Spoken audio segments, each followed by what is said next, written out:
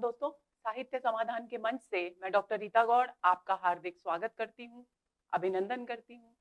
दोस्तों, आज के सत्र में हम पाश्चात्य काव्यशास्त्र के एक बहुत ही महत्वपूर्ण आचार्य लॉन्जाइनस पर बात करने वाले हैं। लॉन्जाइनस ने काव्य के विषय में उदात्तता के सिद्धांत का प्रतिपादन किया। जैसा कि आप यहाँ सभी देख रहे हैं, हम समझेंगे कि पहले उदात्त जो शब्द है दोस्तों, वो साहित्य के क्षेत्र में बहुत ज्यादा प्रयोग में लाया जाता है। हमने जितने भी साहित्य के रचनाओं पर आधारित सत्र किए हैं, चाहे वो कामायनी का सत्र हो, चाहे वो किसी अन्य कृति का सत्र हो, सभी में उदात्त कहीं ना कहीं प्रयुक्त हुआ ही है। तो उदात्त का सीधा सरल सा एक जो अर्थ है, उसे आप पहले मस्तिष्क में बिठा लीजिए ताकि आपके लिए ये सत्र आसान हो जाए। उदात्त का मतलब है ऊंचा उठाना, उत्कर्ष को प्राप्त करना, यानी उत्कृष्ट और श्रेष्ठ। इन सारी शब्दों को, इन सारे अर्थों को आप अपने मस्तिष्क में रखकर इस सत्र को ध्यान से समझने की कोशिश कीजिए। आपको लगेगा कि पाश्चात्य काव्यशास्त्रियों ने जितने सिद्धांत प्रतिपादित किए, जितने काव्य सिद्धांत प्रतिपादित किए, वे भारतीय काव्यशास्त्रियों की तुलना में बहुत सरल हैं, बहुत आसानी से समझ में आने योग्य हैं। इसका एक कारण यह भी हो सकता है कि हम भारतीय काव्यशास्त्र पढ़ चुके हैं और पाश्चात्य काव्यशास्त्र के अधिकांश सिद्धांत किसी न किसी एक बिंदु पर आकर भारतीय काव्यशास्त्र के समान प्रतीत होते हैं। इसलिए इस बात को भी हमें ध्यान में रखना है। तो चलिए शुरू करते हैं आज का सत्र। सबसे पहली बात तो ये कि लॉन्जाइनस एक यूनानी विद्वान थे। पश्चिमी साहित्य शास्त्र के क्षेत्र में लॉन्जाइनस नाम के बहुत सारे विद्वान हुए दोस्तों। इसलिए प्रारंभ में ये भ्रांति रही कि जिन्होंने उदात्तता के सिद्धांत का प्रतिपादन किया है, आखिर वे लॉन्जाइनस कौन से हैं। तो पश्चिम में लॉन्जाइनस नामधारी अनेक विद्वान हुए हैं। अतः प्रारंभ में उदात्त तत्व के प्रतिपादक लॉन्जाइनस की पहचान भ्रमपूर्ण रही। अलग अलग मत प्रस्तुत किए गए। 19वीं शताब्दी के शुरू होने तक विद्वानों ने पेरिप्सुस, जो कि उदात्त सिद्धांत का प्रतिपादक ग्रंथ है, लॉन्जाइनस के द्वारा लिखा गया है। आपको ध्यान में रखना है, लॉन्जाइनस के ग्रंथ का नाम है पेरिप्सुस। तो 19वीं शताब्दी के शुरुआत तक विद्वानों में यही धारणा थी, यही मान्यता थी कि पेरिप्सुस ग्रंथ का रचयिता पालमीरा की रानी जेनोबिया, जिसका नाम था, उसका इतिहास प्रसिद्ध मंत्री लॉन्गिनस था। यानी रानी जेनोबिया का जो मंत्री, जिसने अपने आप को बलिदान कर दिया था, शहीद हो गया था, जो किसके लिए वीरगति को प्राप्त हो गया था? राज्य के लिए और रानी जेनोबिया के लिए, उसकी सुरक्षा के लिए, उसके कल्याण, उसके हित के लिए। वही लॉन्गिनस नाम का जो मंत्री है, वो पेरिप्सुस ग्रंथ का रचयिता है, यानी उदात्त तत्व का प्रतिपादक यही लॉन्गिनस है। माना गया कि लॉन्गिनस ईसा की 3री शताब्दी में, अर्थात 213 से 273 ईस्वी के बीच, कौन सा लॉन्गिनस? जो पालमीरा की रानी जेनोबिया का मंत्री था, वो लॉन्गिनस 213 से लेकर 273 ईस्वी के बीच रानी जेनोबिया का मंत्री रहा। और उन्होंने पालमीरा में जब विद्रोह हुआ, तो उस विद्रोह के दमन के बाद अपनी रानी के लिए स्वयं वीरगति का वर्ण कर लिया। यही कारण है कि उसके लिए शब्द इस्तेमाल किया गया है इतिहास प्रसिद्ध, क्योंकि अपनी वीरगति, अपनी रानी के प्रति अपनी निष्ठा के कारण वो इतिहास में एक प्रसिद्ध व्यक्तित्व के रूप में प्रचलित हो गया। लेकिन बाद में, कुछ समय बाद, ये स्पष्ट हुआ कि रानी जेनोबिया के प्रसिद्ध मंत्री कैसियस लॉन्गिनस थे। यानी उनका पूरा नाम, जो लॉन्गिनस थे, उनका पूरा नाम, जो मंत्री थे रानी के, उनका पूरा नाम था कैसियस लॉन्गिनस, जबकि पेरिप्सुस के रचयिता दियोनिसियुस लॉन्गिनस थे। यानी शुरुआत, अंतिम जो नाम है वो एक समान था, इसीलिए ये भ्रम उत्पन्न हुआ। जो रानी के मंत्री थे उनका नाम था कैसियस लॉन्गिनस, और जो पेरिप्सुस ग्रंथ के, यानी उदात्तता का सिद्धांत प्रतिपादित करने वाले ग्रंथ के रचयिता थे, उनका नाम था दियोनिसियुस लॉन्गिनस। इसलिए ये भ्रम की स्थिति इतनी शताब्दियों तक, इतने वर्षों तक बनी रही।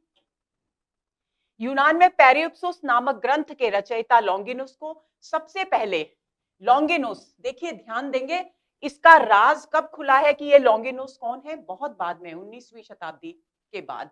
लेकिन उस सबसे पहले लॉन्गिनुस पेरिप्सुस ग्रंथ के रचयिता हैं। इस बात को 1554 ईस्वी में सबके सामने लाने वाले एक इटालवी विद्वान थे जिनका नाम था रोबर्टेलो। यानी सबसे पहले उन्होंने इस बात को सबके सामने अभिव्यक्त किया कि एक ग्रंथ है यूनान का पेरिप्सुस और उसके रचयिता है लॉन्गिनुस। उसके बाद इस लॉन्गिनुस की पहचान के विषय में अनेक प्रकार के मत प्रचलित रहे, बहुत सारे भ्रम रहे और 19वीं शताब्दी में आकर के ये राज खुला कि ये लॉन्गिनुस पालमीरा की रानी जेनोबिया के मंत्री नहीं है, बल्कि एक अन्य विद्वान है जिन्होंने पेरिप्सुस नामक ग्रंथ लिखकर किसका प्रतिपादन किया? उदात्तता के सिद्धांत का प्रतिपादन किया। यह भी स्पष्ट हुआ कि पेरिप्सुस नामक ग्रंथ के रचयिता लॉन्गिनुस कौन है आखिर। अब प्रश्न उठा कि वो लॉन्गिनुस तो पहचान में आ गए, ये लॉन्गिनुस कौन है? ये कोई अज्ञात ग्रीक लेखक है। ग्रीक मैं पहले भी बता चुकी हूं, यूनानियों को ग्रीक कहा जाता है अंग्रेजी में। तो क्यों कोई अज्ञात ग्रीक लेखक है जो ईसा की पहली शताब्दी, यानी वहां पर तीसरी शताब्दी उनका समय आ रहा था, लेकिन यहां मान लिया गया, स्पष्ट हो गया कि ईसा की पहली शताब्दी में रोम में रहते थे। Professor Rhys Roberts, professor JWH Atkins, Wimsatt और ब्रुक्स, ये सारे के सारे पश्चिमी विद्वान इसी मत को स्वीकार करते हैं कि पेरिप्सुस ग्रंथ के रचयिता लॉन्गिनुस एक अज्ञात यूनानी लेखक थे। उनका समय था पहली शताब्दी ईसा पूर्व और वे रोम के निवासी थे। यानी अब इसी मत को सर्वमान्य मत मान लिया गया है। भारतीय साहित्य शास्त्र में, पाश्चात्य साहित्य शास्त्र में अब यही सर्वमान्य मत है। पेरिप्सुस शब्द को समझ लेते हैं दोस्तों, क्योंकि हमें पेरिप्सुस के में प्रतिपादित सिद्धांत की ही बात करनी है। तो पेरिप्सुस जो शब्द है वो यूनानी भाषा का शब्द है और उसका अंग्रेजी अनुवाद है ऑन द सबलाइम। सबलाइम का साधारण शब्दों में अर्थ मान लीजिए उत्कर्ष, यानी उत्कर्ष के बिंदु पर, इसका सही हिंदी अनुवाद हुआ। और जो लॉन्गिनुस, जिसे यूनानी भाषा में लॉन्गिनुस कहा गया, अंग्रेजी में उसके लिए शब्द हुआ लॉन्जाइनस। इसीलिए हम इनके लिए, लॉन्गिनुस के लिए लॉन्जाइनस शब्द का इस्तेमाल करते हैं। और इनकी रचना, जिसका यूनानी नाम है पेरिप्सुस, अंग्रेजी अनुवाद हुआ ऑन द सबलाइम, यानी उत्कर्ष पर। अब प्रश्न ये है कि उत्कर्ष किसका है? उत्कर्ष है रचना का, उत्कर्ष है भावों का, उत्कर्ष है भावों की उदात्तता। भावों का उत्कर्ष ही उदात्तता है, इस बात को आपको ध्यान में रखना है। सबलाइम का अर्थ है ऊंचाई पर ले जाना या ऊपर उठाना, उत्कर्षण यानी उत्कर्ष को प्राप्त करना, इस बात को आप ध्यान में रख लेंगे।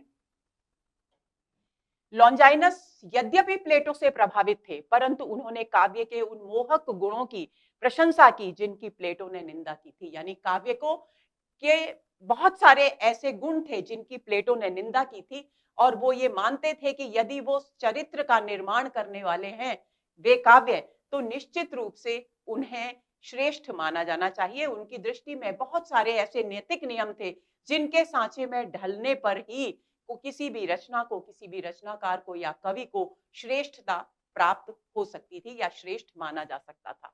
तो बहुत सारे ऐसे जिन विशेषताओं की, जिन गुणों की प्लेटो ने निंदा की थी, उनकी प्रशंसा की लॉन्जाइनस ने। लॉन्जाइनस ने किस किस बिंदु को ज्यादा महत्वपूर्ण माना, किस किस गुण को काव्य के लिए महत्वपूर्ण माना? सबसे पहले भावोत्कर्ष, क्योंकि सबलाइम का मतलब ही है भावोत्कर्ष, भावों का उत्कर्ष यानी भावों को ऊपर उठाना। आह्लाद, जब भावों का उत्कर्ष होगा तो एक अद्भुत आनंद की अनुभूति होगी पाठक को या श्रोता को, तो वो आह्लाद और दिव्य, और वो आह्लाद भी जब अपनी चरम सीमा पर होगा तो उससे अलौकिक आनंद की अनुभूति होगी। इन तीन बातों को लॉन्जाइनस ने काव्य का आवश्यक तत्व माना। कहने का अभिप्राय क्या हुआ? कहने का अभिप्राय हुआ कि जिस रचना में, जिस कृति में भावों का उत्कर्ष है, जिस कृति में दर्शकों को आह्लाद, पाठकों को आह्लाद यानी अतुलित आनंद प्राप्त हो रहा है, और जो अलौकिक आनंद की ऊंचाई तक ले जा रही है रचना, वही उदात्त के गुणों से युक्त रचना है लॉन्जाइनस के अनुसार। वे अलंकार शास्त्री थे। जो लॉन्जाइनस थे वो मूलतः अलंकार शास्त्री थे, अतः भाव पक्ष के साथ साथ कला पक्ष की बारीकियों और नियमों से वो बखूबी परिचित थे। यानी उन्हें पता था, भाव के उत्कर्ष की बात तो उन्होंने उदात्तता के माध्यम से कर ही दी, लेकिन क्योंकि वे अलंकार शास्त्री थे तो उनको ये पता था कि कौन से ऐसे तत्व हैं, कौन से ऐसे उपादान हैं जिनका सहारा लेकर भावों को प्रभावशाली ढंग से अभिव्यक्त किया जा सकता है, उनको उत्कर्ष प्रदान किया जा सकता है, उनको उदात्तता के बिंदु तक पहुंचाया जा सकता है। उन्होंने व्याकरण, निबंध रचना शास्त्र और विश्लेषणात्मक आलोचना शास्त्र का विस्तृत अध्ययन किया था। यानी भावों के उत्कर्ष की बात करते हैं लॉन्जाइनस। लॉन्जाइनस एक अलंकार शास्त्री है, तो अलंकारों के परिप्रेक्ष्य में बात करते हैं लॉन्जाइनस। और लॉन्जाइनस व्याकरण शास्त्री भी हैं, निबंध रचना और शास्त्र के ज्ञाता भी हैं, और विश्लेषणात्मक आलोचना शास्त्र के ज्ञाता भी। जाहिर सी बात है दोस्तों कि लॉन्जाइनस ने भले ही अपने उदात्त सिद्धांत के माध्यम से भावों के उत्कर्ष की बात की हो, लेकिन कहीं ना कहीं उन भावों के उत्कर्ष में एक आधारभूत पृष्ठभूमि तैयार करने का काम उनके इस सारे के सारे ज्ञान ने तैयार किया। उन्होंने कला के नियमों, शब्दों के शुद्ध प्रयोग, उपयुक्त शब्द चयन, छंद और अलंकारों के सम्यक प्रयोग पर बल दिया। अब उन्होंने उदात्त सिद्धांत का प्रतिपादन करते हुए क्या कहा? कला के नियमों की बात की, क्योंकि कला के पारखी थे, अलंकार शास्त्र के ज्ञाता थे। व्याकरण शास्त्री थे, व्याकरण का गहन अध्ययन किया था, इसलिए उन्होंने बल दिया कि कोई भी रचना तभी उदात्त कृति हो सकती है जबकि उसमें शब्दों के शुद्ध रूप का प्रयोग किया जाए, यानी शब्द का जो अर्थ है उसे उसी अर्थ में प्रयुक्त किया जाए। उपयुक्त शब्द चयन, और जिस भाव के लिए, जिस संदर्भ में, जिस प्रसंग में जिस प्रकार के शब्द के प्रयोग की आवश्यकता है उसी प्रकार के शब्द का चुनाव किया जाए। छंद और अलंकारों का भी भावों के अनुकूल सम्यक प्रयोग किया जाए, यानी संतुलित प्रयोग किया जाए, इस बात पर उन्होंने बल दिया। ये सारे बिंदु जो दोस्तों हम देख रहे हैं, ये उदात्त सिद्धांत जो है लॉन्जाइनस का, उसकी पृष्ठभूमि है, उसकी आधार भूमि है, जिसे समझकर हम आगे इस सिद्धांत को अच्छी तरह से समझ सकते हैं। पेरिप्सुस उल्लेख की बात क्या है कि जो लॉन्जाइनस का ग्रंथ है, जो ग्रीक भाषा में, यूनानी भाषा में लिखा गया, जिसका नाम है पेरिप्सुस, यानी ऑन द सबलाइम अंग्रेजी में, तो पेरिप्सुस अभी पूरी तरह से पूर्ण ग्रंथ के रूप में हमें उपलब्ध नहीं होता, केवल उसका 2/3 भाग ही उपलब्ध है। ये एक बहुत ही महत्वपूर्ण बात है दोस्तों। आपको इस नाम को तो किसी भी स्थिति में भूलना ही नहीं है कि लॉन्जाइनस के ग्रंथ का नाम क्या है, पेरिप्सुस, और उसका अंग्रेजी अनुवाद है ऑन द सबलाइम। इस बात को आप बिल्कुल नहीं भूलेंगे। अब जो भाग 2/3 भाग पेरिप्सुस का मिलता है, उसके 2 भागों में उन्होंने अपने सिद्धांतों को, यानी लॉन्जाइनस ने जितने भी काव्य के संबंध में सिद्धांत प्रतिपादित किए, उनका स्पष्टीकरण इन 2 भागों में मिलता है। जो 2 भाग हैं, उनमें से पहले भाग में उन्होंने उदात्त शैली का चित्रण किया, और दूसरे भाग में उन्होंने कला के आधारभूत तत्वों का वर्णन किया।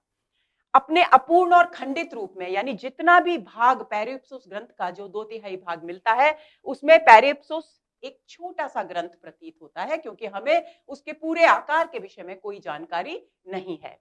तो एक छोटा संक्षिप्त ग्रंथ होता है, जिसमें कितने अध्याय हैं?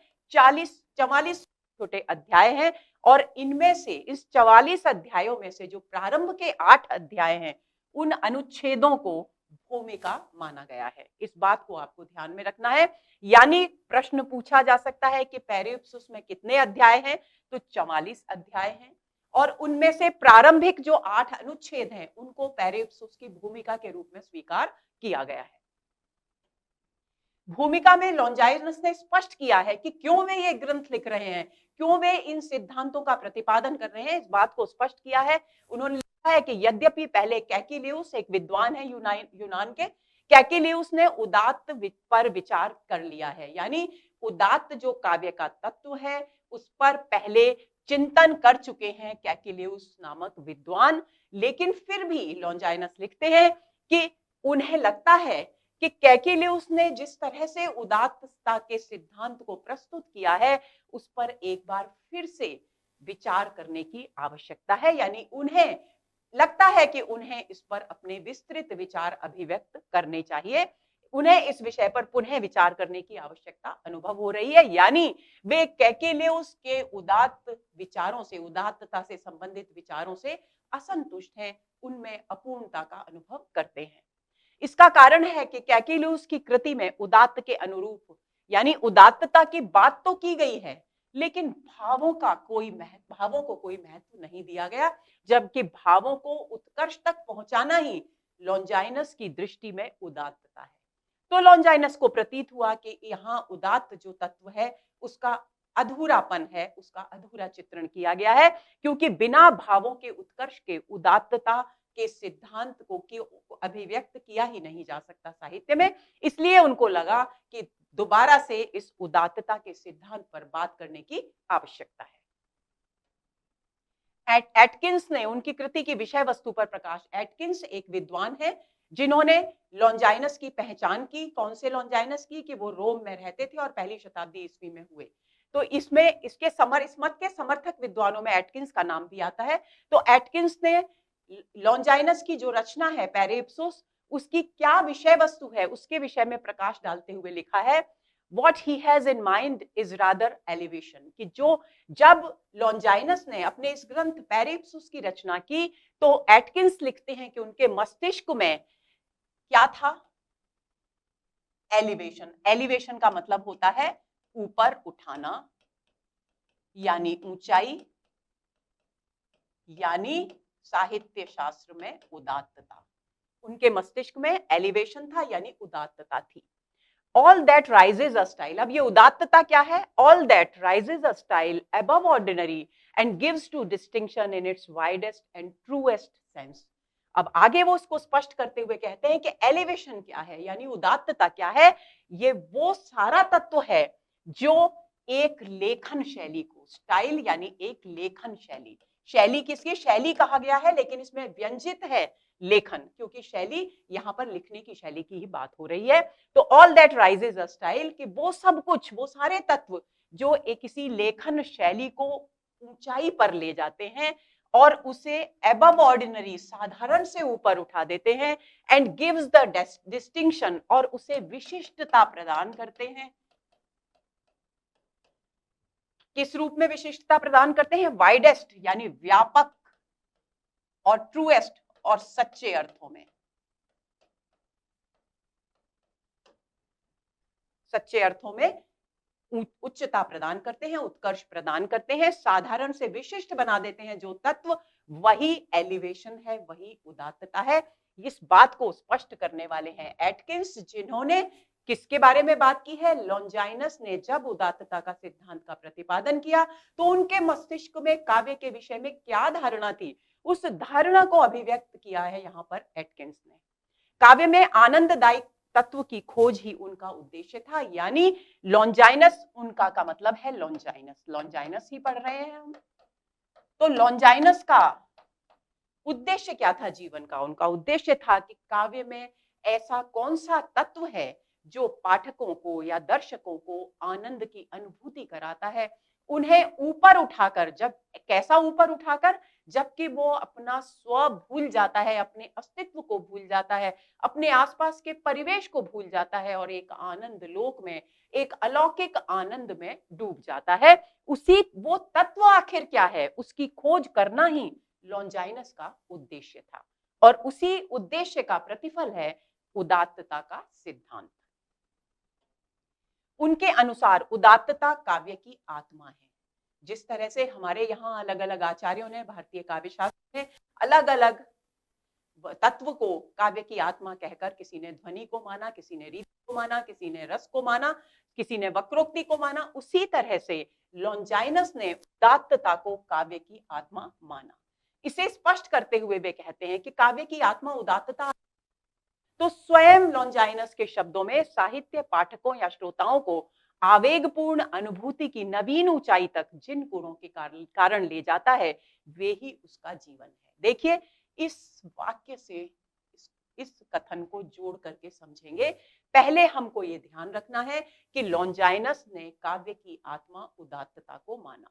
उसके बाद वो लिखते हैं कि साहित्य पाठकों या श्रोताओं को आवेगपूर्ण अनुभूति की नवीन ऊंचाई तक जिन गुणों के कारण ले जाता है, वे ही उसका जीवन है। जीवन है यानी वही उदात्तता है, क्योंकि जीवन क्या है? आत्मा क्या है? उदात्तता। तो यहां पर जीवन का व्यंजित अर्थ क्या हुआ? उदात्तता। तो यानी उदात्तता क्या हुई?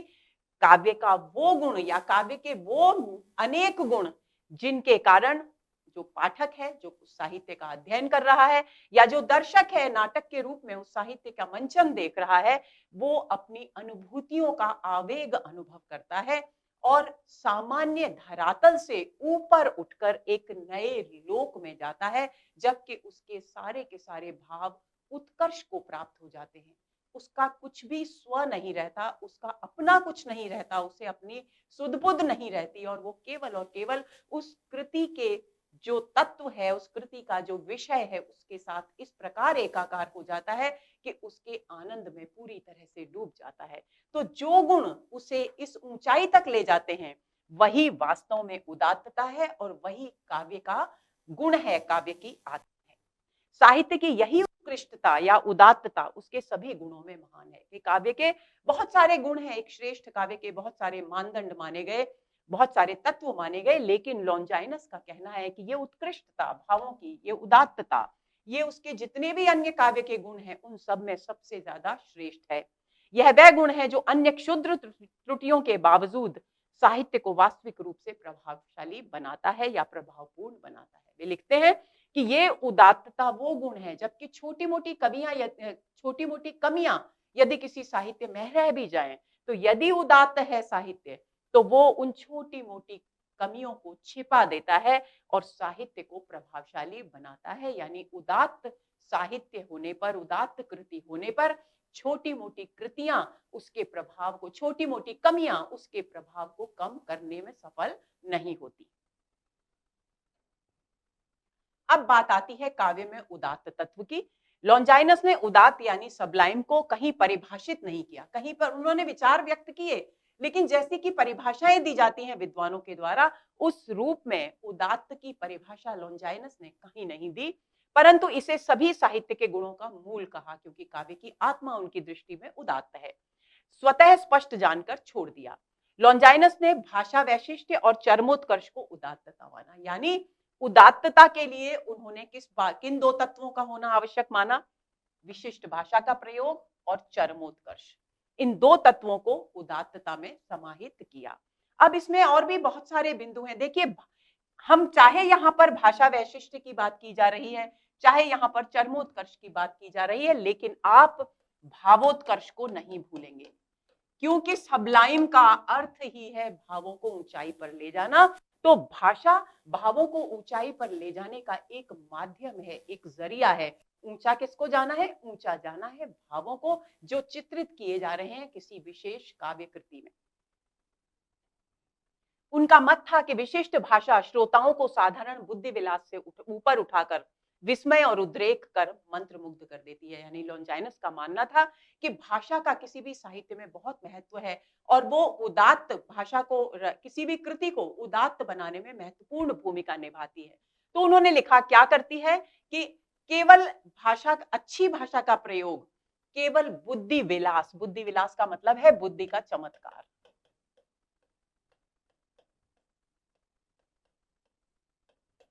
बुद्धि का चमत्कार नहीं रहता। यदि प्रसंग, भाव और संदर्भ के अनुकूल शब्दों का, भाषा का, श्रेष्ठ भाषा का प्रयोग किया जाए, तो लॉन्जाइनस का मानना है कि वो भाषा केवल बुद्धि विलास यानी चमत्कार प्रदर्शित करके दर्शकों या श्रोताओं को आनंदित करने की भाषा नहीं रहती, बल्कि इससे ऊपर उठकर उनके भावों को आश्चर्य से भर देती है और उनकी भावों को उद्रेक कर, प्रबल रूप में प्रस्तुत कर उन्हें उत्कर्ष प्रदान करती है, उन्हें ऊंचाई पर ले जाती है। फलतः उनका आत्मातिक्रमण हो जाता है। क्या है ये आत्मातिक्रमण? शब्द को दो भागों में करेंगे। आत्म अतिक्रमण, आत्म का मतलब हुआ स्व, अतिक्रमण यानी सीमा पार करना, सीमा का उल्लंघन करना, यानी स्व की सीमा, स्व के दायरे से बाहर निकलना। मैंने अभी आपसे कहा कि जब उदात्त होता है या जब भावों का उत्कर्ष होता है, तो जो भी दर्शक है या पाठक है, वो अपनी परिवेश को, अपने स्वयं के व्यक्तित्व को भूल जाता है, उसका अतिक्रमण कर कर आनंद के उस लोक में डूब जाता है। तो आनंद से उस विशेष कृति विशेष के माध्यम से मिल रहा है और जिसके कारण उसके भाव उस ऊंचाई तक, उस सबलाइम तक, उस उदात्त उत्कर्ष तक पहुंच रहे हैं। तो वे लिखते हैं, a lofty passage does not convince the reason of the reader but takes him out of himself. That which is admirable ever confines our judgment and eclipses that which is merely reasonable or agreeable. इसका मतलब क्या है कि उदात्त जो है वो एक लॉफ्टी पैसेज है। लॉफ्टी यानी उच्च, ऊंचा, पैसेज यानी मार्ग यानी राह, एक ऐसा रास्ता है ऊंचाई पर भावों को उत्कर्ष प्रदान करने वाला, एक ऐसा रास्ता है उदात्तता। Does not convince the reason, जो दर्शकों या पाठकों की इसका क्या कारण है, कारण जानने की बुद्धि, रीजन यानी कारण जानने की जो बुद्धि है उसको कन्विंस नहीं करता, उसे प्रेरित नहीं करता, यानी उसे शांत कर देता है। किसकी? ऑफ द रीडर यानी पाठक की। किसी भी घटना के घटित होने के मूल में जो कारण जानने की बुद्धि है उसे कन्विंस नहीं करता, उसे प्रेरित नहीं करता, बल्कि उसे शांत कर देता है। बट टेक्स हिम, और ऐसा करने के साथ साथ वो कहां उसे ले जाता है? टेक्स हिम, उसे ले जाता है आउट ऑफ हिमसेल्फ, स्व से ऊपर उठा देता है, यानी आत्मातिक्रमण हो जाता है। Out of himself that which is admirable, और वो आत्मातिक्रमण की जो प्रक्रिया है वो क्या है? विच इज एडमिरेबल, प्रशंसनीय है। क्यों प्रशंसनीय है? क्योंकि आनंद का अतिरेक है वहां, अद्भुत दिव्य आनंद की अनुभूति है। एवर कन्फाइंड्स, और जब आनंद का अतिरेक होता है तब कोई भी भाव किसी सीमा में कन्फाइंड होकर, सीमित होकर, किसी भी सीमा में बंध कर नहीं रहता। परिणाम क्या होता है कि जब भी कोई पाठक कोई रचना पढ़ता है या दर्शक नाटक को देखता है तो उसके अंदर बहुत सारे प्रश्न उठते हैं। तो ये कह रहे हैं लॉन्जाइनस इस पूरे कथन के माध्यम से कि जब उदात्त भावों की अभिव्यक्ति होती है किसी रचना के माध्यम से, तो जितने भी प्रश्न पाठक के या दर्शक के मन में है वो कि इसका कारण क्या है, ऐसा क्यों हुआ, ये जितने भी रीजनिंग वाले प्रश्न हैं, तर्क बुद्धि वाले जितने भी प्रश्न हैं, वो सारे के सारे प्रश्न शांत हो जाते हैं और उन सब को उपेक्षित करता हुआ भावनाओं का उत्कर्ष ऊंचाई पर चलता है, पहुंच जाता है और पाठक या दर्शक को आनंद के सागर में डुबो देता है। तब जजमेंट यानी उनकी निर्णय की ये पात्र तो ऐसा है, तो इसने ऐसा किया तो इसका अब परिणाम ये होगा, इस तरह के निर्णय जब दर्शक किसी भी नाटक को देखते समय करते हैं तो वो दर्शकों का जो जजमेंट करने का है, जो न्याय करने का, जो अपने विचार व्यक्त करने का, बीच बीच में टीका टिप्पणी करने का जो रवैया है, उस रवैये की सीमाओं से बाहर निकल जाते हैं उनके भाव, पहली बात। दूसरी, एंड एक्लिप्सिस, एक्लिप्स का शाब्दिक अर्थ होता है ग्रहण, जैसे सूर्य ग्रहण, चंद्र ग्रहण, तो यहां पर इसका भावार्थ हुआ छिपाना। और ये जो उत्कर्ष है ये क्या छिपाता है? Eclipses that which is merely reasonable, कि जो सिर्फ तर्क के माध्यम से जाना जाता है, जो सिर्फ स्वीकृति और अस्वीकृति की बात करता है, यानी एग्रीएबल कि इसको स्वीकार किया जाता है, उन सारे बातों को छिपा देता है, यानी तर्क बुद्धि पूरी तरह से शांत हो जाती है और केवल दर्शक या पाठक के हृदय में भाव बिना किसी कारण के, सारी सब कारणों को, सब निर्णयों को, सारे रीजनिंग को पीछे छोड़ते हुए, तुच्छ साबित करते हुए उत्कर्ष को प्राप्त होते हैं और वही उदात्त तत्व है। अब उदात्तता की विशेषताओं की बात करते हैं। लॉन्जाइनस ने जिस उदात्त सिद्धांत की बात की उसमें मूल रूप से 3 विशेषताओं पर उन्होंने बल दिया। पहली बात, सार्वकालिकता और सार्वदेशिकता। सार्वकालिकता यानी जिस कृति में उदात्तता होगी, यानी जो कृति उदात्त होगी, जिसमें उदात्त सिद्धांत का प्रतिपादन होगा, वो सर्वकाल यानी सभी कालों में। सार्वदेशिक यानी सभी स्थानों पर।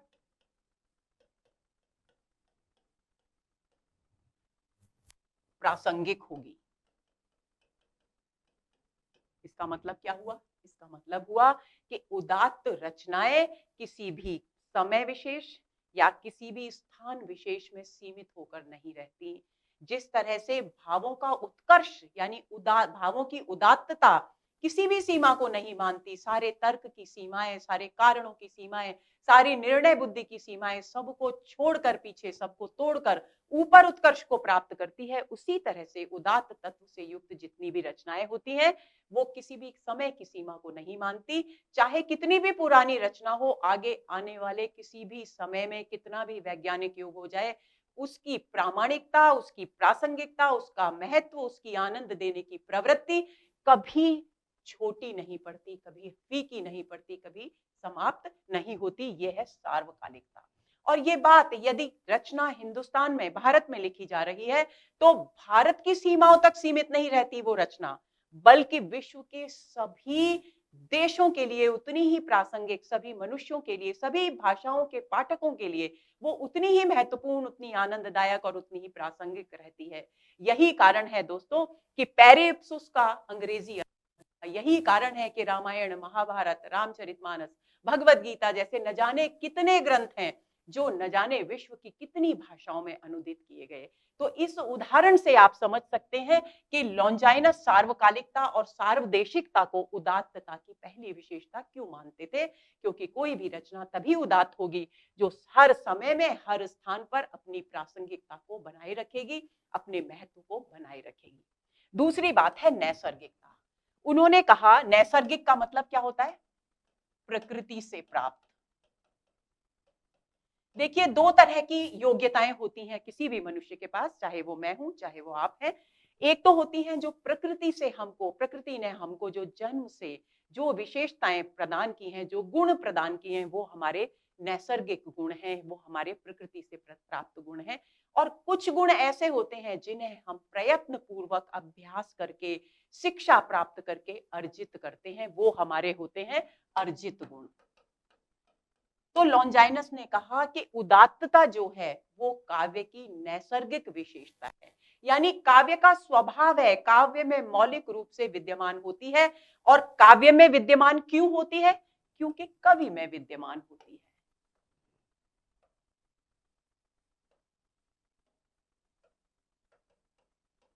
जब कवि में नैसर्गिक प्रतिभा होगी, अभिव्यक्ति की, वर्णन की, तो स्वाभाविक है कि वो प्रतिभा उसकी काव्य में भी अभिव्यक्त होगी। तो दूसरी विशेषता उनकी दृष्टि में हुई नैसर्गिकता। तीसरी बात है कवि की प्रसिद्धि का आधार, यानी उदात्तता की एक सबसे बड़ी विशेषता है कि जितनी भी उदात्त रचनाएं हैं वो कवि को यश प्राप्त करवाती हैं, क्योंकि वो कैसी होती हैं? सार्वकालिक और सार्वदेशिक होती हैं।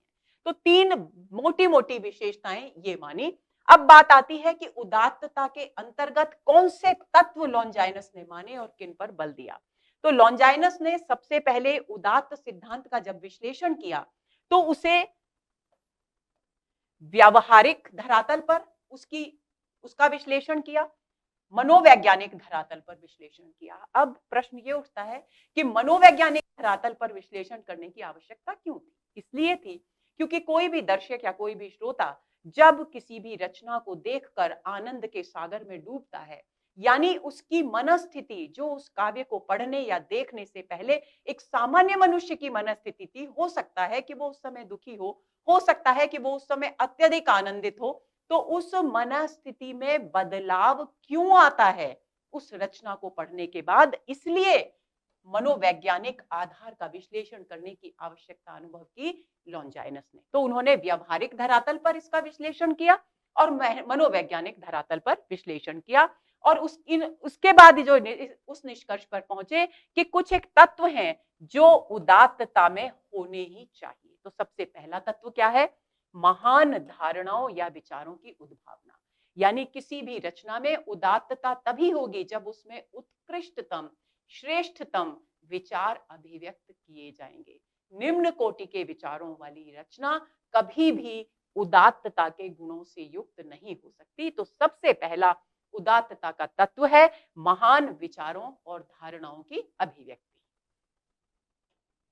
दूसरा है भावावेश की तीव्रता। अब देखिए, दूसरा ये भावावेश की तीव्रता क्यों है? क्योंकि हमने उदात्त शब्द को जब पढ़ा तो उदात्त का अर्थ होता है उत्कर्ष पर ले जाना। तो कोई भी चीज ऊंचाई पर कब जाती है दोस्तों? पानी जितना वेग से होता है उतना ही वो ऊंचाई पर जाता है, ये आप सभी जानते हैं, व्यवहारिक जीवन की बात है। उसी तरह से भाव हमारे जितने प्रबल होंगे, जितने तीव्र होंगे, जितनी तीव्रता उनमें आएगी जागने के बाद, उतने ही वे उत्कर्ष को प्राप्त होंगे। तो दूसरा महत्वपूर्ण तत्व माना भावावेश की तीव्रता होनी चाहिए, यानी भाव इतने उत्कट, इतने प्रबल रूप में, इतने आवेग के साथ उत्पन्न हो कि वे ऊंचाई पर ही पहुंचकर रुकें। तो भावावेश की तीव्रता दूसरा तत्व, पहला तत्व महान भावों की, विचारों की, धारणाओं की अभिव्यक्ति, दूसरा भावावेश की तीव्रता। तीसरा तत्व उन्होंने माना समुचित अलंकार योजना, क्योंकि हम पढ़ चुके हैं दोस्तों के लॉन्जाइनस एक शास्त्री थे, उन्होंने अलंकारों के महत्व को भी वो अच्छी तरह समझते थे, कला के पारखी थे, तो कला के कौन कौन से तत्व हैं जो किसी भी दर्शक को, पाठक को, श्रोता को प्रभावित करने की क्षमता रखते हैं, उनसे भी वो भली भांति परिचित थे। तो उन्होंने समुचित अलंकार योजना को तीसरे तत्व के रूप में स्वीकार किया।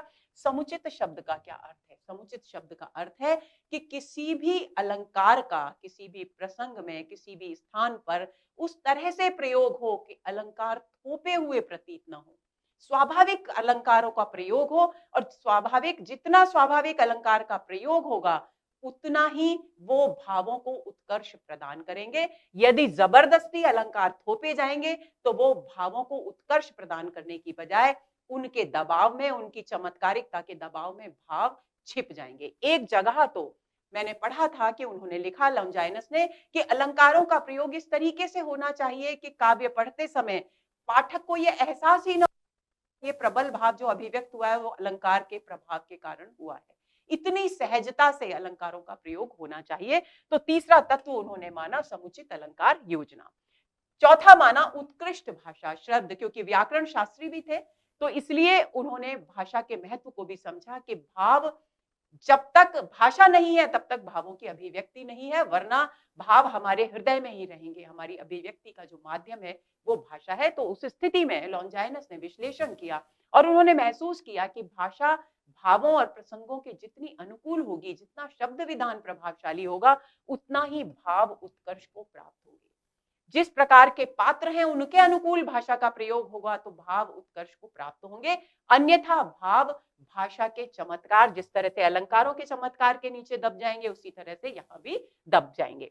गरिमामय रचना विधान, और रचना क्योंकि उदात्त कृति महान विचारधाराओं और धारणाओं की अभिव्यक्ति है, इसलिए उसका जो शिल्प है, उसका जो गठन है, उसका जो अभिव्यक्ति कौशल है, वो भी उतना ही गरिमामय होना चाहिए। तो ये 5 तत्व उन्होंने जरूरी माने किसी भी कृति में उदात्त तत्व के होने के लिए। इनको आप कंठस्थ कर लेंगे। इनमें से दोस्तों पहले जो तत्व हैं, पहला तो तत्व है विचारों की, महान विचारों की अभिव्यक्ति, और दूसरा है भावावेश की तीव्रता। ये दो जो तत्व हैं ये उदात्तता के आंतरिक तत्व हैं, क्योंकि भावों की बात करते हैं और भाव आंतरिक होते हैं, हमारे हृदय में उत्पन्न होते हैं। हम उनको अभिव्यक्त किसके माध्यम से करते हैं? भाषा के माध्यम से करते हैं। उनकी सुंदरता को किसके माध्यम से बढ़ाते हैं? अलंकारों के माध्यम से बढ़ाते हैं। तो ये जो 3 तत्व हैं, रचना विधान, अलंकार योजना और भाषा, ये इनके बाहरी तत्व हैं, उदात्तता के बाहरी तत्व हैं। इनको आपको ध्यान में रखना है। इनमें से प्रथम 2 अंतरंग और अंतिम 3 बहिरंग तत्व हैं, यानी बाहर से जो सौंदर्य बढ़ाते हैं वो ये 3 तत्व हैं, और आंतरिक यानी भावों का सौंदर्य बढ़ाते हैं वो है प्रथम 2। आगे चलें। उन्होंने कुछ औदात्य विरोधी तत्वों का भी, कुछ ऐसे तत्व भी बताए जो काव्य में यदि आ जाएं तो उदात्तता समाप्त हो जाती है काव्य की। तो उदात्त विरोधी तत्वों का उल्लेख किया और कहा कि कवि को काव्य सृजन करते समय उन तत्वों से जो उदात्त विरोधी हैं, जो कृति को उत्कर्ष की जगह अपकर्ष की ओर ले जाते हैं, उनसे बचने की जरूरत है, उनका ध्यान रखने की जरूरत है। अब बात आती है अंतरंग तत्वों की। जो पहले 2 तत्व हैं उन पर हम चर्चा कर लेते हैं। सबसे पहला था महान विचारों की उद्भावना। तो लॉन्जाइनस ने इस बिंदु को स्पष्ट करते हुए कहा कि कवि महान विचारों का उद्भावक होता है, यानी कवि का हृदय महान विचारों को जन्म देता है। उद्भावक यानी उत्पत्ति करने वाला, उत्पन्न करने वाला, तो उद्भावक मानते हैं, और उसकी कृति और वो सारे जो महान विचार हैं वो उनकी, कवि की जो रचनाएं हैं उनमें अभिव्यक्त होते हैं, उनमें प्रबल रूप से भर करके सामने आते हैं। पहली बात तो ये। तो महान विचारों का प्रतिपादक और उद्भावक कौन हुआ? कवि हुआ। वैचारिक उत्कृष्टता कवि में प्रकृति जन्य होती है, यानी नैसर्गिक होती है। जो अंदर से कवि जन्मजात कवि है उसमें ये उत्कृष्टता प्रकृति प्रदत्त होती ही है। वैचारिक उत्कृष्टता उच्च, आगे दूसरी बात कहते हैं, एक तरफ तो ये उत्कृष्टता प्रकृति जन्य है, लेकिन दूसरी तरफ वैचारिक उत्कृष्टता को और अधिक उत्कृष्ट बनाया जा सकता है।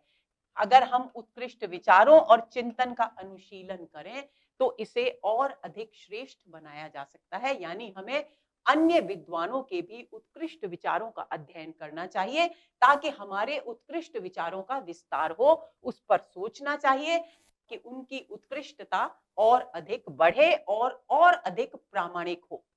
महान कवियों की वस्तु और शैली से प्रेरणा ग्रहण कर कृति को उत्कृष्ट विचारों से सम्मिलित करना चाहिए। इसके बाद उन्होंने कहा कि जो भी उदात्त विचारों का प्रतिपादन कवि कर रहा है, उसे अनेक दूसरी जो कवियों की रचनाएं हैं, जो महान हैं, उदात्त हैं, उनको पढ़ना चाहिए और उनसे प्रेरणा ग्रहण कर अपनी रचना को और अधिक उत्कृष्ट विचारों से युक्त करना चाहिए। उन्होंने लिखा, उत्कृष्ट उक्ति आत्मा की महानता की प्रतिध्वनि होती है। कि एक उत्कृष्ट उक्ति यानी कथन, कि किसी भी काव्य में एक श्रेष्ठ जो कथन होता है वो कवि की आत्मा की महानता को प्रतिबिंबित करता है, उसे अभिव्यक्त करता है।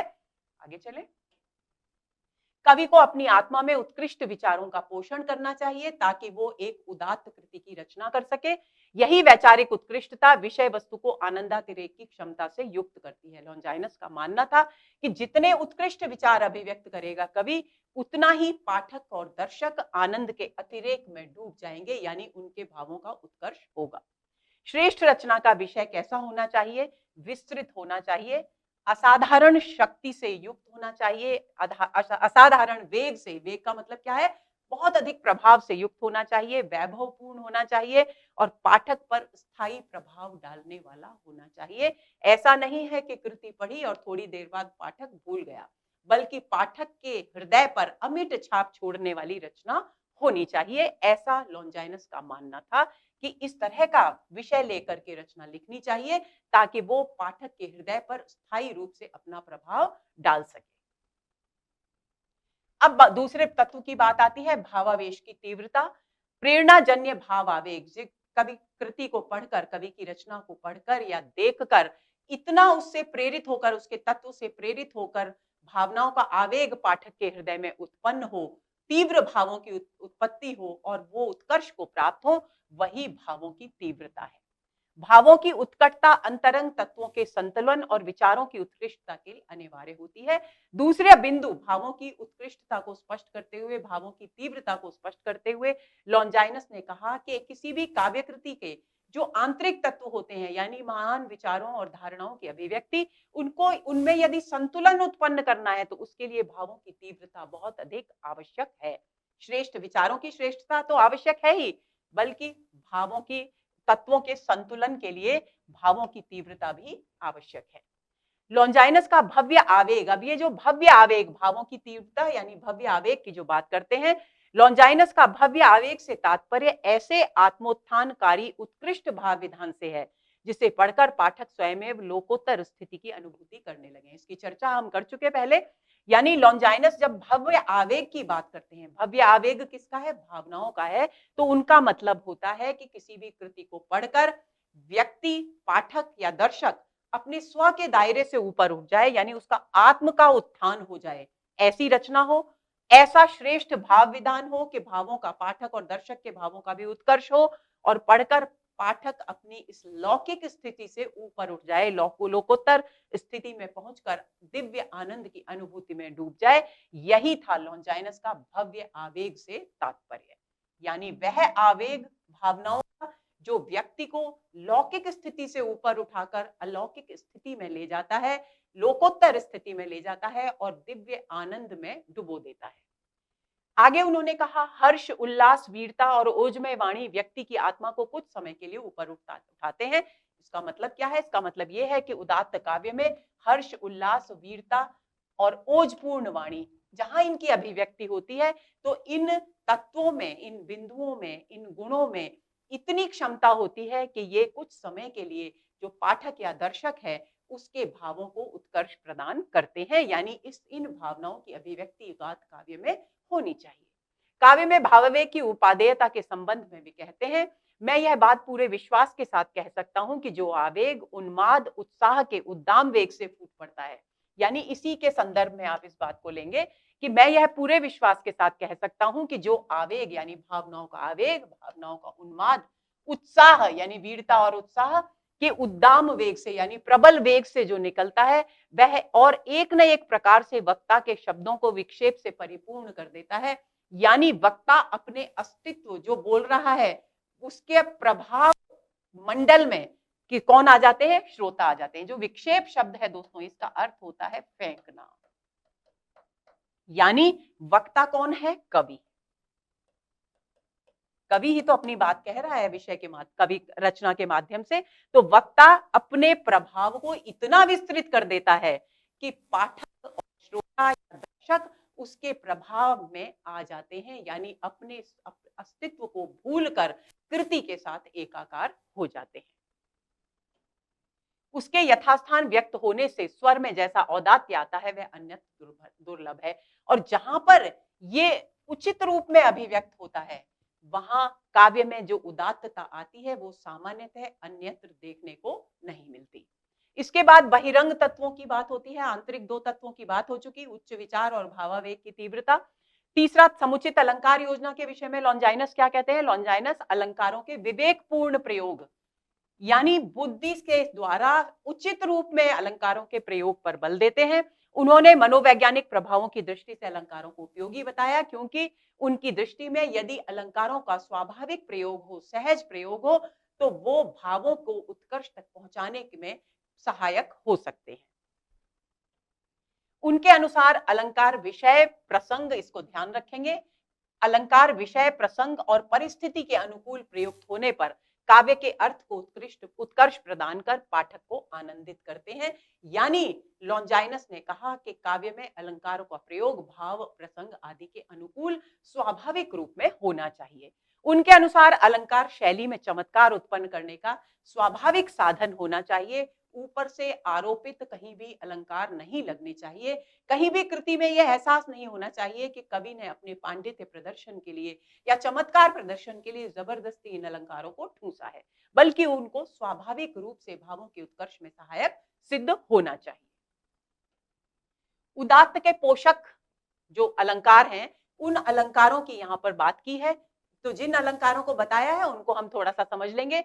उन्होंने कहा है कि काव्य में यदि इन अलंकारों को प्रयोग में लाया जाए तो उदात्त जो गुण है काव्य का वो विकसित होता है, पोषित होता है। पहला है विस्तारणा, यानी जो भी विषय वस्तु है उसका सभी अंगों के साथ सहित विस्तृत रूप से वर्णन करना। शपथोक्ति यानी संबोधन जिसके द्वारा विभिन्न भावों की प्रबल अभिव्यक्ति हो, सशक्त अभिव्यक्ति हो, शपथोक्ति। विपर्यय या व्यतिक्रम, जहां वाक्यों को शब्दों को या विचारों को उलट कर आगे पीछे करके और अभिव्यक्ति को प्रभावशाली बनाया जाए, वो विपर्यय या व्यतिक्रम। पुनरावृत्ति यानी दोबारा दोहराना, यानी जहां किसी भी शब्द को, किसी भी वाक्य को भाव डालने की दृष्टि से दोहराया जाए वहां पुनरावृत्ति। भिन्न वाक्य, जहां क्रोध में आकर के कोई भी पात्र किसी वाक्यांश को बार बार प्रयुक्त करे वो छिन्न वाक्य। प्रत्यक्षीकरण, जहां साहित्यकार या कवि पूरे के पूरे दृश्य को पाठक के समक्ष इस तरह से शब्दों में प्रस्तुत करे कि वो पूरा का पूरा दृश्य उनके सामने प्रत्यक्ष हो जाए, प्रत्यक्षीकरण। संचयन, सभी प्रकार के उचित काव्य में उपयोगी जितने भी तथ्य हैं उनको संकलित कर प्रस्तुत करना। सार, भावनाओं को अभिव्यक्त करना। रूप परिवर्तन, वाक्य के स्वरूप परिवर्तन, शब्दों के लिंग वचन आदि के परिवर्तन करके उनके प्रभाव में वृद्धि करना। पर्यायोक्ति यानी चमत्कार पूर्ण ढंग से किसी भी बात को कहना। ये जितने भी अलंकार हैं इन अलंकारों को यदि संतुलित रूप में प्रयुक्त किया जाए तो लॉन्जाइनस का मानना था कि ये उदात्तता के काव्य में पोषक सिद्ध हो सकते हैं। अब बात आती है अगले बिंदु की, वो है भव्य भाषा, यानी भाषा का प्रयोग अनुकूल होना चाहिए। लॉन्जाइनस ने माना कि सुंदर शब्द ही वास्तव में विचार को विशेष आलोक यानी विशेष प्रकाश प्रदान करते हैं, यानी प्रभावशाली बनाते हैं। वह विचार और पद विन्यास को अन्योन्याश्रित मानते थे, यानी उनका मत था कि विचार तो कवि के हृदय में रहते हैं लेकिन वे किसके माध्यम से अभिव्यक्त होते हैं? पद विन्यास यानी शब्दों के वाक्य में प्रयुक्त होने के माध्यम से अभिव्यक्त होते हैं। तो विचार और पद विन्यास दोनों एक दूसरे पर आश्रित हैं, यानी एक दूसरे के पूरक हैं। इसका अर्थ यह हुआ कि उदात्त विचार क्षुद्र या साधारण शब्दावली द्वारा अभिव्यक्त न होकर गरिमामयी भाषा में अभिव्यक्त हो सकते हैं। उन्होंने कहा कि यदि महान विचारों की अभिव्यक्ति की जा रही है किसी काव्य में, तो उनको तुच्छ या साधारण शब्दों के द्वारा अभिव्यक्त नहीं किया जा सकता, उनको विशिष्ट शब्दावली के द्वारा ही अभिव्यक्त करना होगा। तात्पर्य क्या है? तात्पर्य ये है कि कवि को हमेशा ये ध्यान रखना पड़ेगा कि कौन से विचार की अभिव्यक्ति के लिए किस प्रकार की भाषा अधिक प्रभावशाली सिद्ध होगी, यानी भाव और प्रसंग के अनुकूल शब्द का, भाषा का प्रयोग करना होगा।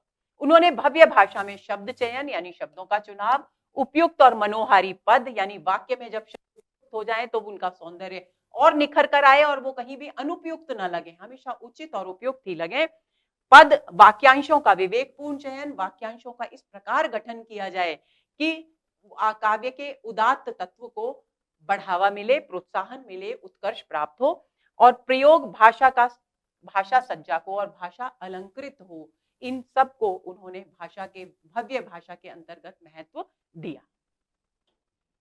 शब्द सौंदर्य से उसका तात्पर्य उपयुक्त और प्रभावशाली शब्दों के प्रयोग से था, यानी लॉन्जाइनस ने कहा कि जब वो शब्द सौंदर्य की बात करते हैं, उनका मतलब होता है कि प्रसंग और भाव के अनुकूल उचित और प्रभावशाली शब्दों का प्रयोग किया जाना चाहिए। ध्वनि और लय युक्त काव्य में रमणीयता उत्पन्न करती है, और ध्वनि भी बहुत महत्वपूर्ण है, यानी शब्द का व्यंजित अर्थ प्रसंग और भाव के अनुकूल होना चाहिए, उसक्यों और लयात्मकता होनी चाहिए, उससे भी काव्य में रमणीयता यानी सौंदर्य उत्पन्न होता है, और सौंदर्य पाठक या दर्शक को प्रभावित करने में समर्थ होता है। शब्द योजना संगीतात्मक प्रभाव के अनुकूल होनी चाहिए, यानी जिस प्रकार पहले क्योंकि रचनाएं काव्य में, पद्य में लिखी जाती थी दोस्तों, उस दृष्टि से यहाँ बात की जा रही है। तो शब्द योजना काव्य के संगीतमय प्रभाव को ध्यान में रखकर की जानी चाहिए। हर स्थान पर गरिमामयी गंभीर भाषा का प्रयोग भी उचित नहीं है। कुछ स्थान ऐसे होते हैं जहां गरिमामयी गंभीर भाषा का प्रयोग नहीं होना चाहिए, क्योंकि भाषा कैसी होनी चाहिए? लॉन्जाइनस के अनुसार भाषा वह होनी चाहिए जो भाव और प्रसंग और पात्र के अनुकूल हो। लाक्षणिकता और रूपकमयता भी संदर्भ की मांग के अनुसार प्रयुक्त होनी चाहिए, यानी भाषा में लाक्षणिकता भी होनी चाहिए और रूपकों के माध्यम से भी अगर आवश्यक है तभी इनका प्रयोग होना चाहिए, अनावश्यक प्रयोग से बचना चाहिए। अब अंतिम तत्व उनका आता है गरिमामय रचना विधान, यानी कवि जो काव्य का सृजन करते हैं, उस काव्य का स्वरूप, उस काव्य का गठन, उसका शिल्प कैसा होना चाहिए। तो उत्कृष्ट कृति का रचना विधान भी गरिमामय और भव्य होना चाहिए। रचना विधान से तात्पर्य है शैलीगत संरचना, यानी उसकी प्रस्तुति कैसी हो, उसकी अभिव्यक्ति कैसी हो। लॉन्जाइनस ने इसके अंतर्गत शब्दों, विचारों, कार्यों और राग के अनेक रूपों को देखा, यानी शब्द चयन की बात की, विचारों की अभिव्यक्ति की बात की और संगीतात्मकता की बात की। उदात्त शैली के लिए उन्होंने रचनागत सामंजस्य, यानी शिल्प में सामंजस्य, तालमेल होना बहुत जरूरी है। कोई भी एक तत्व अगर ज्यादा प्रभावशाली है और दूसरा कमजोर है तो सारी रचना पर इसका प्रभाव पड़ेगा। इसलिए उन्होंने रचनागत सामंजस्य की बात की और रचना की तुलना शरीर से कहा। जिस तरह हमारे शरीर का प्रत्येक अंग अपना सामंजस्य अन्य अंगों के साथ अपना तालमेल बनाकर रखता है, तभी हम पूरी तरह से अपने शरीर से कार्य कर पाते हैं, मनचाहा कार्य कर पाते हैं। उसी तरह से जो काव्य के रचना के जो भिन्न तत्व हैं, उन तत्वों में भी आपसी तालमेल होना चाहिए, क्योंकि तालमेल, सामंजस्य होने पर रचना विधान में तभी पाठक और श्रोता को जो रचना है वो भावोत्कर्ष की दुनिया में ले जा सकेगी, यानी उदात्त आनंद का अनुभव करा सकेगी। तो उन्होंने कहा रचना की तुलना शरीर से करते हुए उसके समस्त घटकों के उचित संयोजन पर बल दिया, यानी आपसी तालमेल रचना के सभी तत्वों में होना चाहिए।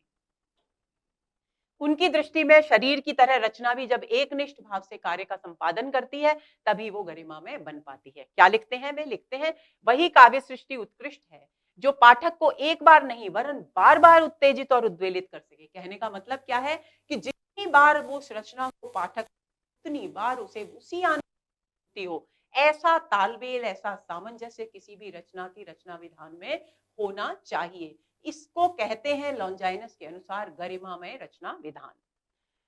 वरन बार बार उत्तेजित और उत्तेजित कर सके, जो विभिन्न पेशों यानी अलग अलग काम करने वाले लोगों, अलग अलग इच्छाओं वाले लोगों, अलग अलग युगों और भाषाओं के मनुष्यों को के सम्मुख बार बार पढ़ी जाने पर भी उन्हें प्रभावित करने की क्षमता रखे। देखिए, इसमें इस कथन में जो भी बात कही गई है उससे वो सारी बातें स्पष्ट होती हैं जो उन्होंने उदात्तता की प्रमुख सार्वकालिकता, सार्वदेशिकता, क्योंकि युगों और भाषाओं के मनुष्यों के सम्मुख, यानी किसी भी एक स्थान के लोगों के लिए नहीं बल्कि सारे लोगों के लिए होनी चाहिए रचना, और एक बार पढ़कर दूसरी बार पढ़ने का मन न करे ऐसी रचना भी नहीं होनी चाहिए, बल्कि जो आनंद उस कृति को एक बार पढ़ने पर पाठक को मिल रहा है, वही आनंद, वही उत्तेजना, वही वह भावोत्कर्ष उसे हर बार प्राप्त होना चाहिए। ये उदात्त रचना की प्रमुख विशेषता मानी लॉन्जाइनस ने। लॉन्जाइनस ने बिंब निर्मात्री शक्ति के रूप में कल्पना का भी उल्लेख किया। जो 5 तत्व हमने अभी चर्चा की, उनके अतिरिक्त एक स्थान पर लॉन्जाइनस ने कल्पना की बात भी की। उन्होंने कहा कि वो काव्य बिंब की प्रेरक कल्पना, काव्य बिंब की प्रेरक शक्ति होती है। क्यों? क्योंकि कोई भी कवि जब चित्र का है, किसी भी दृश्य का वर्णन करता है पाठकों के समक्ष, तो पहले वो उस दृश्य को अपनी कल्पना के माध्यम से अपने मस्तिष्क में बनाता है, उसके बाद वो उसको पाठकों के समक्ष प्रस्तुत करता है, और उसके लिए कल्पना का होना अनिवार्य है। उन्होंने लिखा, कल्पना वह शक्ति है जो पहले कवि को मानसिक रूप में वर्ण विषय का साक्षात्कार कराती है, उसी की सहायता से कवि भाषा में चित्रात्मकता के द्वारा वर्ण को ऐसे प्रस्तुत करता है कि वह श्रोता पाठक के समक्ष जीवंत और प्रत्यक्ष हो जाता है। यानी कल्पना के सहारे जो कवि पहले अपने हृदय में कल्पना करता है उस पूरे दृश्य की, उसे फिर पाठकों के समक्ष इस तरह से प्रस्तुत करता है कि पाठकों को लगता है कि वो रचना नहीं बल्कि उसको साक्षात देख रहा है, वो दृश्य मानो उनकी आंखों के सामने साकार हो उठता है। उदात्त के अवरोधक तत्वों की बात मैंने शुरू में हमने चर्चा की थी कि कुछ एक तत्व लॉन्जाइनस ने ऐसे भी माने हैं जो उदात्तता में बाधक होते हैं, जिनसे कवियों को बचकर रहने की बात उन्होंने की। तो कौन से हैं वे तत्व? लॉन्जाइनस ने शब्दाडंबर, यानी बड़े बड़े शब्दों का अनावश्यक प्रयोग, चमत्कारपूर्ण पदगुंफन, यानी शब्दों का ऐसा गठन करना कि चमत्कार उत्पन्न हो, असंयत वाग विस्तार, किसी भी बात को बिना सोचे समझे बढ़ाए चला जाना, वो हीन और क्षुद्र अर्थ वाले शब्दों का प्रयोग उदात्त भावों के लिए, तुच्छ अर्थ वाले शब्दों का प्रयोग यानी हल्के शब्दों का प्रयोग, भावनाओं को बहुत बढ़ा चढ़ाकर अभिव्यक्त करना, भावों का आडंबर, अभिव्यंजना, यानी जितने उच्च भाव हैं उतना ही अभिव्यंजना शिल्प का भी उच्च होना जरूरी है, लेकिन यदि अभिव्यंजना क्षुद्र है, तुच्छ है, हल्की है, भावनाओं की उत्कर्ष की तुलना में, भावनाओं की उच्च ऊंचाई की तुलना में, तो ऐसा नहीं होना चाहिए। अत्यंत संक्षिप्तता काव्य का अवरोधक तत्व है। अनावश्यक साज सज्जा कर दी जाए काव्य में, वो भी उसके उदात्तता का अवरोधक है। संगीत और लय की अधिकता भी उदात्तता के अवरोधक है।